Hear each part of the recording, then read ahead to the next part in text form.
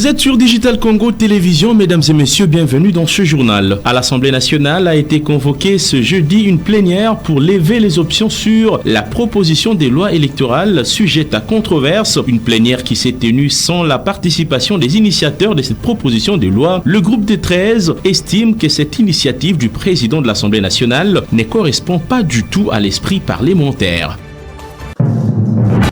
Lutte contre le banditisme urbain à Kinshasa, le commissariat provincial de la police nationale congolaise, ville de Kinshasa, vient de mettre la main sur des inciviques qui sèment la terreur dans la ville. Au total, 9 bandits ont été présentés à la presse. Dans l'espace Grand Bandundu, et cette colère de la population qui constate l'augmentation du prix du carburant tous les jours. Pour ce jeudi, le litre d'essence est passé de 2500 à 3500 francs congolais, voire plus. La population, elle, s'inquiète. Merci de choisir Digital Congo Télévision pour vous informer, mesdames et messieurs. Et bienvenue dans ce journal. Comme annoncé, le débat sur la loi électorale a bel et bien eu lieu ce jeudi à l'Assemblée nationale. Un débat, plutôt une plénière qui a connu donc le départ des initiateurs de cette loi électorale, le groupe des 13 donc qui a claqué tout simplement la porte de l'Assemblée nationale. Eh bien, ces élus du peuple dénoncent une attitude du président de l'Assemblée nationale, Christophe Mbosso Kodia, une attitude en tout cas qui ne correspond pas avec l'esprit parlementaire. John Zadi.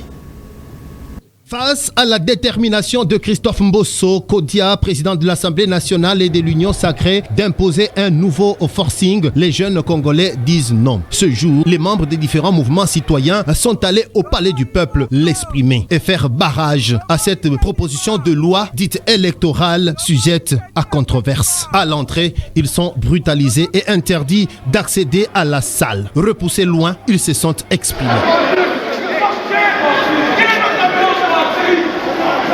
Omar Sambou, président de Génération Kabila Asbel, s'est exprimé sur une chaîne partenaire. Jouer à la carte du régime de l'Union sacrée, de jouer à la carte du régime de M. Tshisekedi.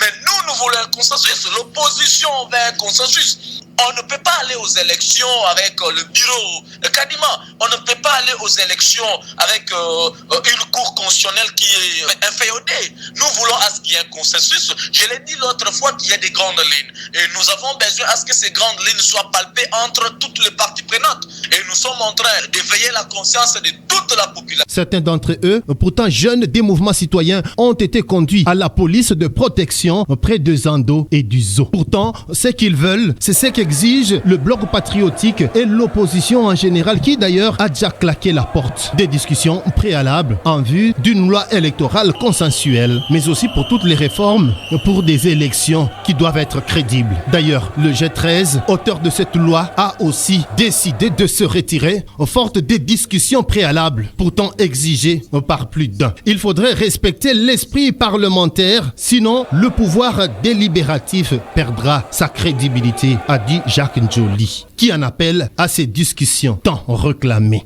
Cette loi a été déclarée recevable, donc elle doit aller en commission pour débat.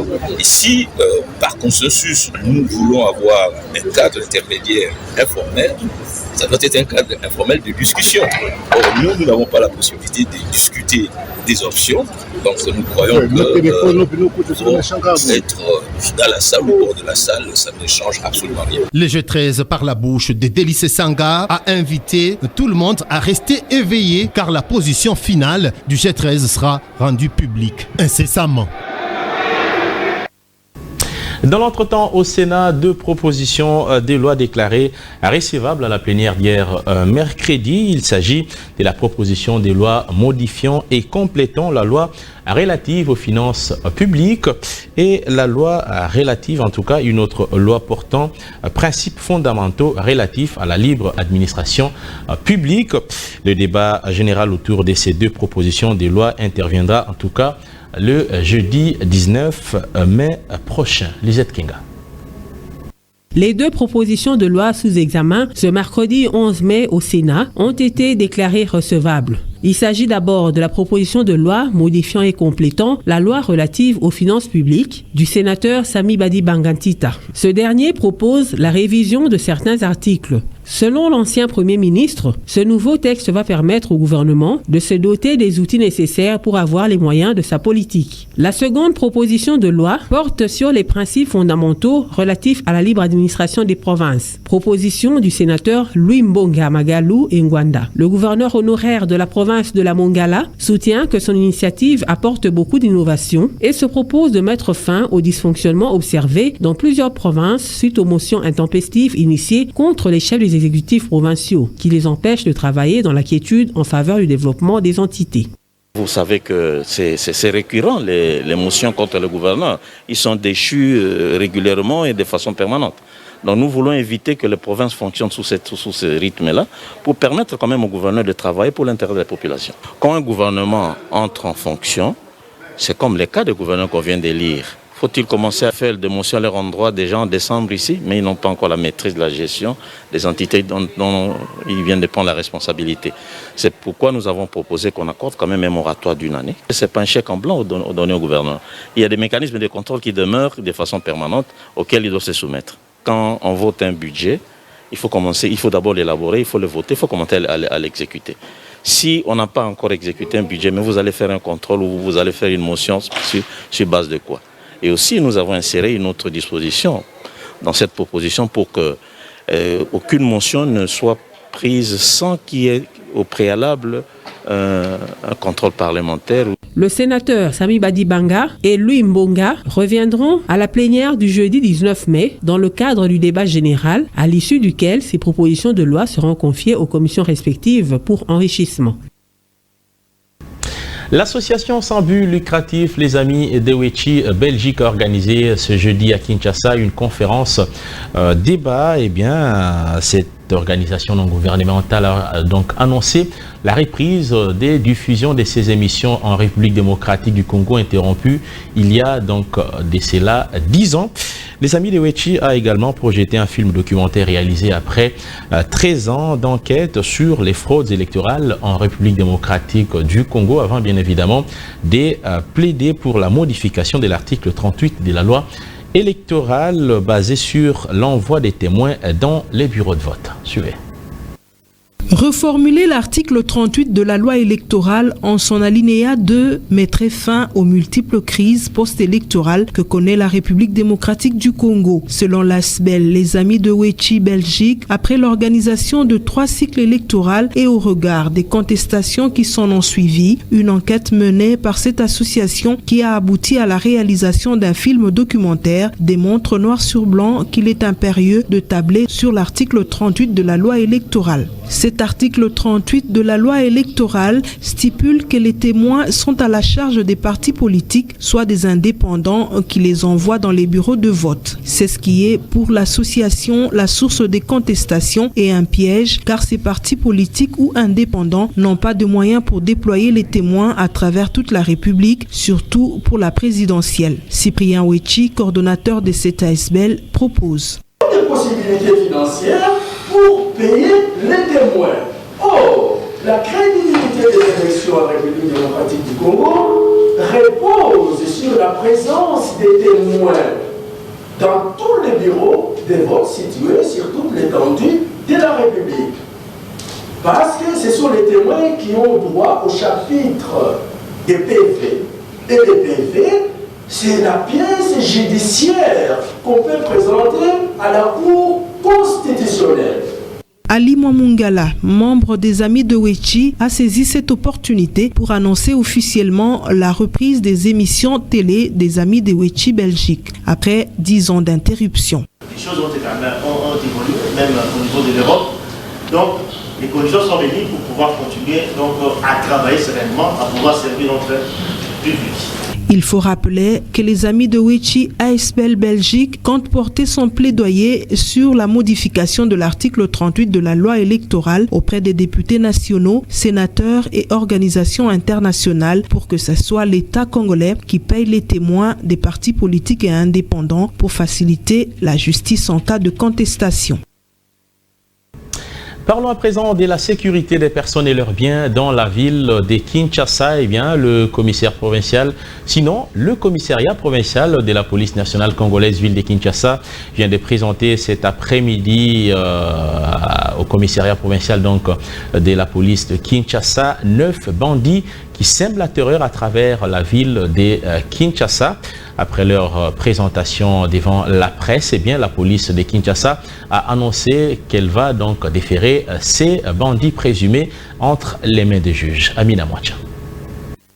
Au total, 9 individus sont mis hors d'état de nuire. Parmi eux, on y trouve 7 civils, un militaire et un policier. Pour le commissaire supérieur adjoint en charge de la lutte contre la criminalité, ces malfrats sont responsables de plusieurs chefs d'accusation, dont vol à main armée, extorsion et association des malfaiteurs. Tenez, le premier groupe par exemple est constitué de 4 individus. Leur terrain de prédilection, commune de Lancélé et de Mongafula. Ces individus sont responsables de plusieurs forfaits, dont vol à main armée chez un professeur où ils ont dérobé $1,250 américains, une télévision, un collier en or, 3 téléphones, etc.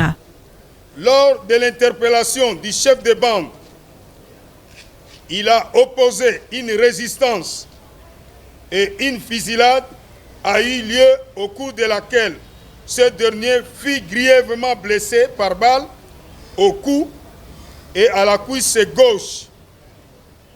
Il fut conduit à l'hôpital de référence de la police nationale congolaise, Camp Lufungula, où il est présentement interné. Tandis que le commissaire adjoint Milolo Mouyamba Dieudonné, matricule 119 720 206 48 27, il est du groupe de lutte contre la criminalité et stupéfiants, en est sorti avec une blessure par balle à la main droite et fut conduit à l'hôpital militaire de référence au camp lieutenant-colonel Kokolo. Une autre bande est responsable d'une extorsion de la Jeep Toyota d'un sujet libanais sur l'avenue Flambeau, à côté de l'Estoril, commune de la Gombe. La police a réussi à récupérer la Jeep qui a été remise à son propriétaire.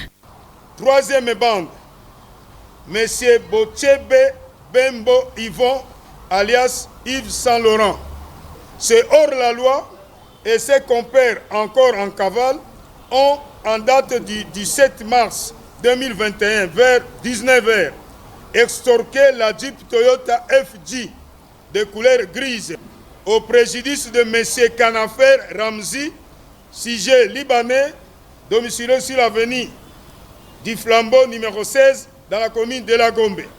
Quant à la Jeep Toyota FJ, la bande l'avait abandonnée et les unités de la police nationale congolaise en service de la patrouille avaient récupéré cette Jeep qui est déjà restituée auprès de son propriétaire légitime. Notez qu'à l'issue de cette pioche, la police d'élite de Kinshasa a réussi à récupérer 3 armes AK-47, une arme à munitions ainsi que plusieurs objets de valeur des particuliers. Restons dans le volet sécuritaire avant de poursuivre donc ce journal. Eh bien, la ville de Goma au Nord Kivu s'est révisée par une attaque terroriste. Alerte donc l'ambassade des États-Unis d'Amérique en République démocratique du Congo. Les bateaux, en tout cas, à en croire cette information venant de l'ambassade des États-Unis en RDC, sont donc des cibles. Une information que partage également l'ambassade de France en République démocratique du Congo. Nous y reviendrons avec force et détails dans nos prochaines éditions. Direction la province du Kwilu où le carburant s'est fait de plus en plus rare. Ce jeudi, par exemple, le litre d'essence est passé de 2500 à 3500, voire 5000 francs congolais le litre. Donc, vous avez compris, tout savoir sur cette question avec notre permanent dans cette partie de la RDC, Benoît Degrofdal. Bandundouville, chef-lieu de la province du Kwilu, connaît depuis un certain temps un sérieux problème d'approvisionnement en carburant. Depuis plus d'une semaine, aucune station-service n'est approvisionnée en carburant. Chez les Kadhafi, le prix du litre d'essence est passé de 2500 francs congolais à 3500 francs congolais et parfois 5000 francs congolais entre 18h et 20h. Cette situation est consécutive à l'état de délabrement très avancé de la route nationale numéro 17 entre Mongata et Bandundu-ville, unique voie d'accès pour la ville de Bandundu. À cette situation s'ajoute la crise mondiale causée par la guerre entre Ukraine et la Russie.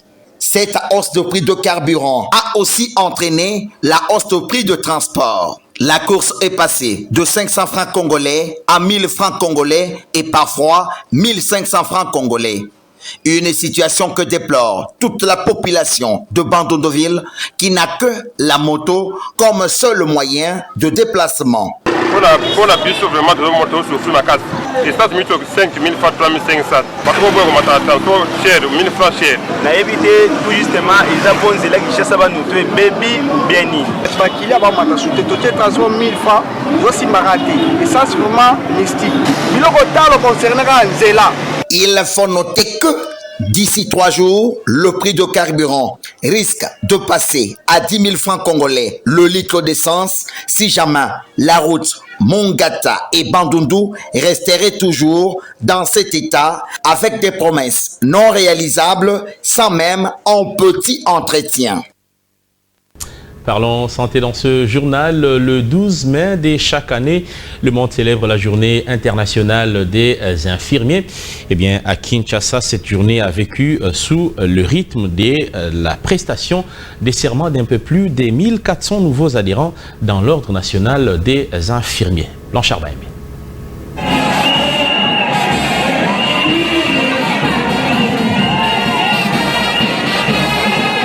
Profession infirmière, une voie faite pour diriger, investir dans les soins infirmiers et respecter les droits pour garantir la santé mondiale, thème est choisi pour célébrer la journée internationale des infirmiers en République démocratique du Congo. Une occasion pour 1413 nouveaux venus dans la profession infirmière d'adhérer dans l'ordre national des infirmiers en présence du vice-ministre de la Santé publique.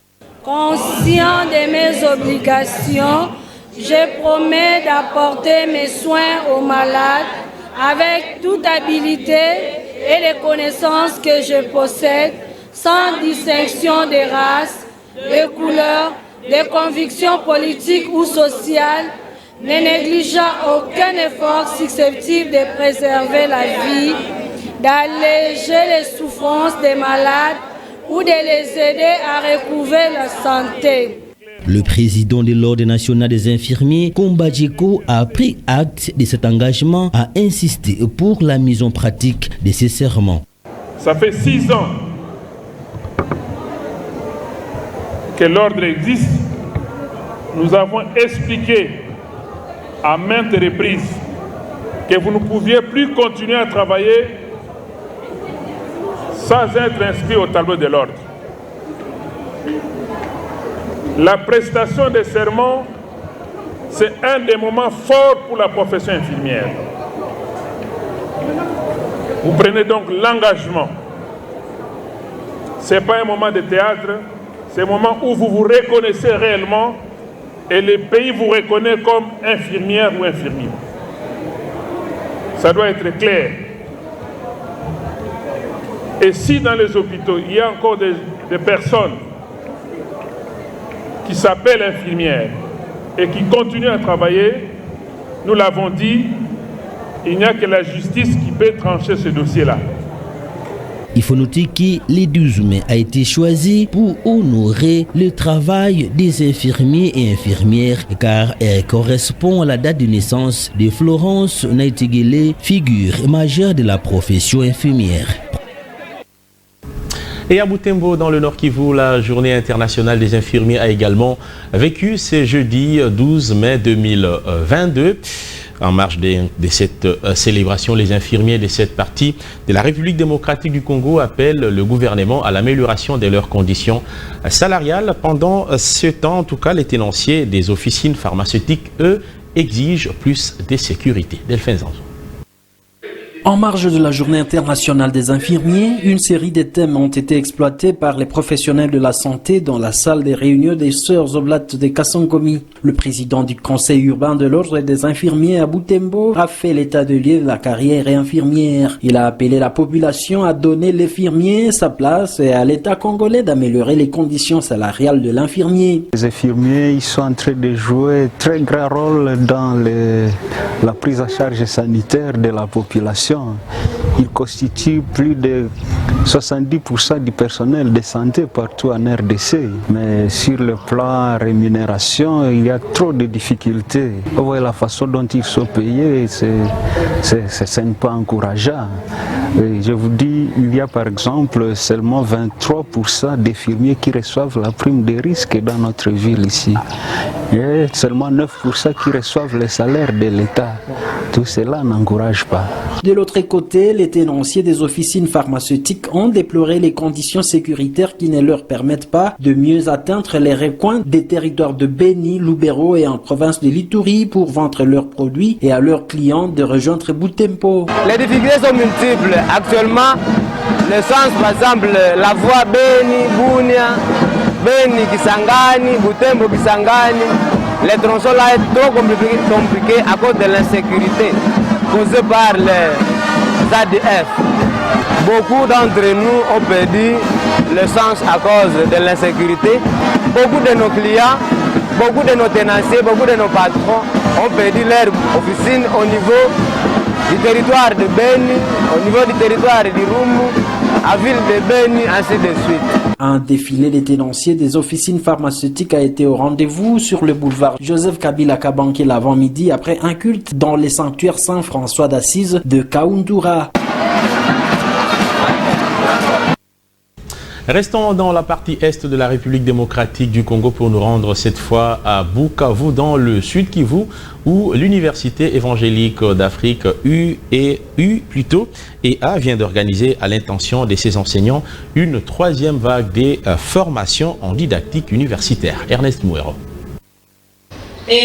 Cette formation sous le thème enseigné au Tréma est partie d'une conférence d'ouverture où la communauté universitaire de l'UEA ainsi qu'une équipe de l'ULPGL ont interagi avec le formateur venu de l'Allemagne pour capaciter les corps enseignants à intégrer une méthodologie d'enseignement qui met l'étudiant au centre de sa formation. Une fois l'étudiant placé au centre de sa formation, en évaluant, on doit vraiment axer l'évaluation sur la mesure des performances atteintes en termes de compétences.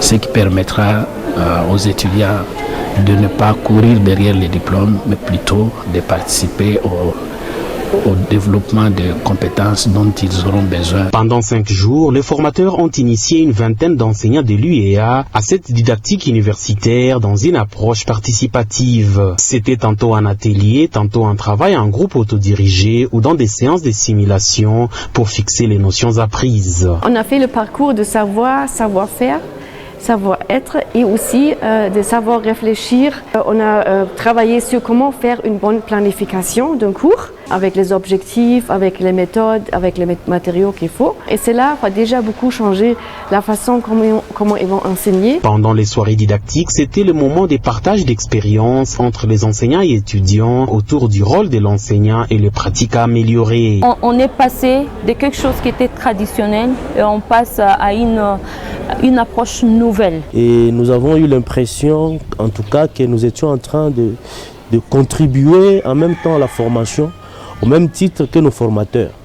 C'est une façon vraiment de valoriser l'apprenant. Mon appréciation est bonne parce qu'avec cette formation, j'ai beaucoup appris. Je sais maintenant comment il faut mettre l'étudiant au centre de l'éducation, de son apprentissage.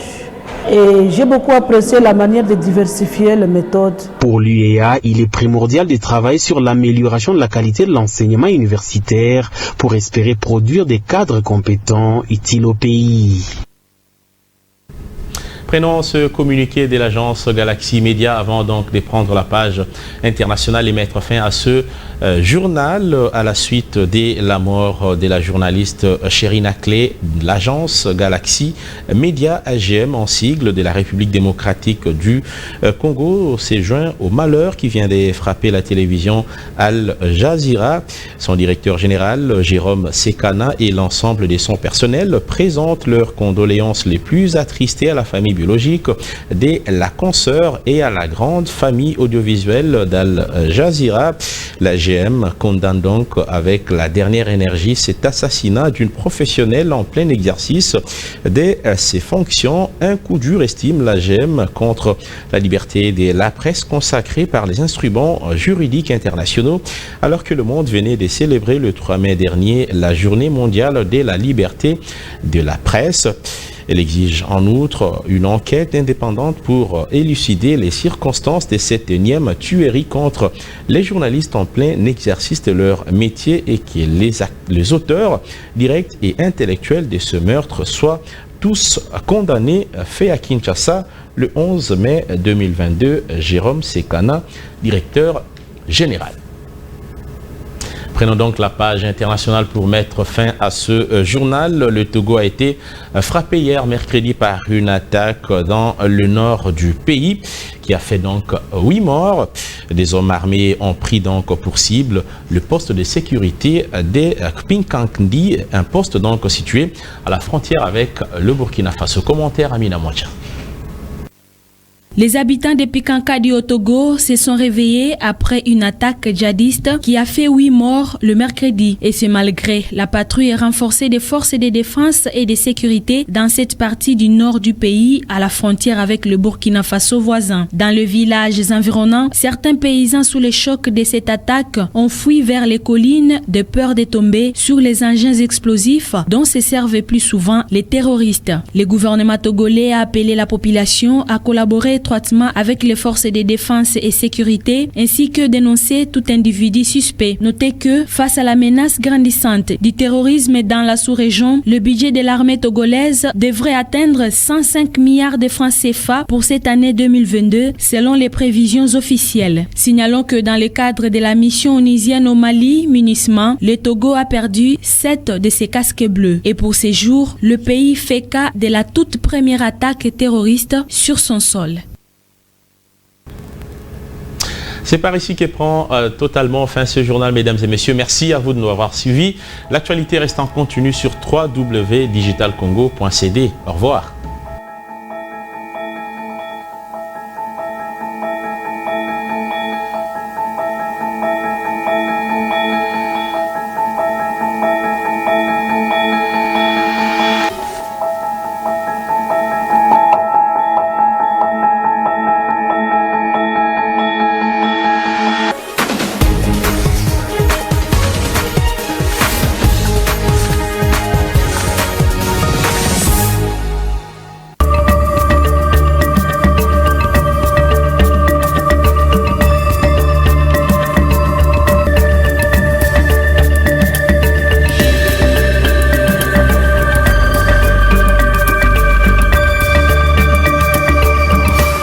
Bienvenue à la lecture des journaux parus ce jeudi à Kinshasa. Fayulu Matata vers un Big Bang au sein de l'opposition, s'interroge Forum des As. Le principal opposant au régime de Félix Tshisekedi, Martin Fayulu, et l'ancien Premier ministre Augustin Matata Ponyo s'y sont parlé. Un tête-à-tête hier à Kinshasa, diversement commenté par différentes plateformes des réseaux sociaux. Des internautes congolais d'ici et d'ailleurs y sont allés de leur lecture. Normal, dans la mesure où c'est la première fois que les deux hommes se rencontrent pour officiellement passer au scanner la situation globale de la République démocratique du Congo sous l'ère Fachi. Abordant le même sujet, le quotidien d'information générale, le journal, signale qu'Augustin Matata Ponyo a fait le déplacement ce mercredi 11 mai de Faden House où il a rencontré Martin Fayulu Madidi. Les deux opposants au régime Tshisekedi se sont entretenus sur certaines questions liées au processus électoral en République démocratique démocratique du Congo. La rencontre entre les deux potentiels candidats à la présidentielle de 2023 survient au lendemain de la double cérémonie marquant la clôture du congrès et de la sortie officielle du parti Leadership et Gouvernance pour le développement LGD consacrant Matata candidat à l'élection présidentielle à venir. Avec la décision de la Cour constitutionnelle se déclarant incompétente sur l'affaire Boukangalonzo, l'ancien Premier ministre sous le régime Kabila se donne des ailes et affiche des ambitions pour les enjeux électoraux à venir. Et il est conscient qu'il lui est difficile d'atteindre les objectifs en comptant que sur soi. Cour constitutionnelle, Dieudonné Kamuleta lève l'équivoque, s'exclame la prospérité. Les juristes avertis savent que la Cour constitutionnelle est composée de 9 juges, lesquels élisent son président. En attendant, si la loi organique et le règlement intérieur de la Cour qui seront d'application, lesquels prévoient de manière claire les dispositions pratiques en cas de vacances à la présidence de la Cour. Et la situation du juge Kamuleta ne lui permet pas d'exercer l'intérim du président de la Cour constitutionnelle au regard des textes précités, soutient le cabinet du juge Dieudonné Kamuleta Badibanga dans un communiqué de presse. Pour établir la vérité, le cabinet du juge Dieudonné Kamuleta tient donc à préciser que hier, à la Cour constitutionnelle, il avait été uniquement question de procéder au tirage au sort des juges sortants, comme cela est confirmé dans la presse officielle, et nullement de l'élection du nouveau président de la Cour constitutionnelle, rappelle-t-il. Bouclons la lecture des journaux de ce jour avec l'agence congolaise de presse. Le président Félix Tshisekedi participe à la réunion du bureau de la conférence de l'Union africaine, c'est le titre de sa une. Le président de la République, Félix Antoine Tshisekedi Tshilombo, a participé mardi par visioconférence à la réunion du bureau de la conférence de l'Union africaine depuis son cabinet de travail de la cité de l'Union africaine. Selon une source de la présidence de la République, plusieurs sujets étaient au centre de cette réunion, notamment l'accès aux plateformes internationales d'achat et de distribution des vaccins produits en Afrique, l'impact de la crise russo-ukrainienne sur l'Afrique, des élections au Parlement panafricain, ainsi que des consultations pour compléter la composition du bureau de la conférence de l'Union africaine pour l'exercice 2022. 3 temps forts ont marqué cette réunion, à savoir le mot d'ouverture prononcé par le président du Sénégal et président en exercice de l'Union africaine Macky Sall, les remarques introductives faites par le président de la Commission de l'Union africaine Moussa Faki, les échanges entre les membres du bureau et enfin les questions diverses avant la clôture de la réunion du jour. La conférence de l'Union africaine est l'organe suprême de l'Union africaine et est composée des chefs d'État et de gouvernement des États membres ou de leurs représentants accrédités. La conférence est le principal organe décisionnel de l'Union africaine. Ses pouvoirs sont considérables au sein de l'organisation. Ainsi se termine cette revue de presse. Merci de l'avoir suivi.